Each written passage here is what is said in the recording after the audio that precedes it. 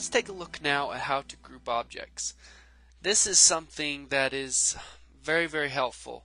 And as you get into using the align palette that we'll get into a little bit later, as we align objects, if we want objects to align to the center, top left, left right, all of that, this can be helpful as you group objects together. You can align them to different groupings.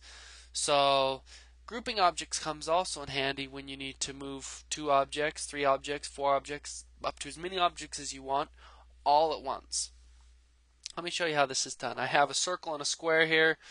Let's say that I'm trying to create some sort of shape here that looks something like that. And instead of trying to select each of these every time I want to move them, let's say I want these two to be a group. I know that these two belong together. I don't want them to be separate. This is easily done. So I'm going to get my selection tool. I'm going to go ahead and drag out, and I'm going to select both of these. And I like to use the quick key function here. It's Command G. Now if I deselect it, watch what happens when I click on the square. I now have selected the circle along with it. These two are a group.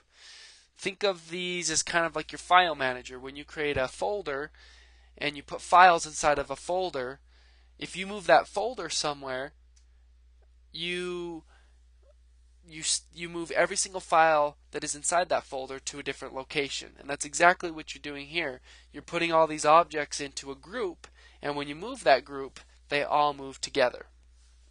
But let's say once I've done this, I don't like where the circle is, or I need to adjust, move the circle left or right or diagonal.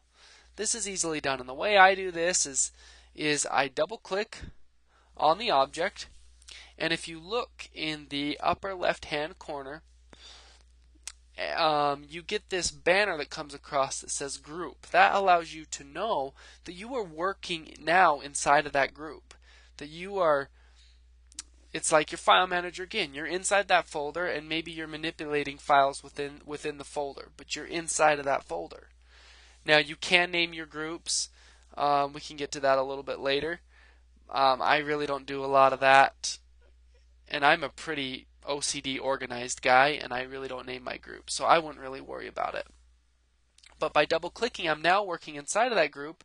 I now can independently select the circle, and I can drag it, and once I double click outside of the grouping, that circle is now moved, but when I click back on it, those two are now moving together. So I still can edit within the grouping.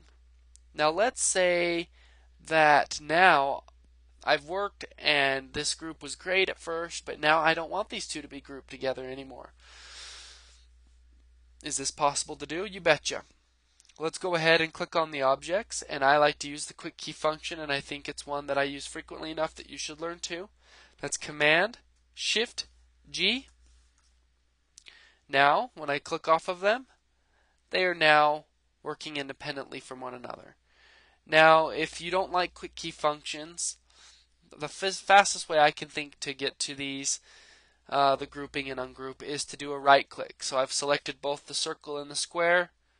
I'm going to right click, can do group, I can right click again, ungroup. So now they're ungrouped again. So grouping objects is very handy to use, and like I said, as you are creating these shapes out of basic shapes, you'll need to group objects together.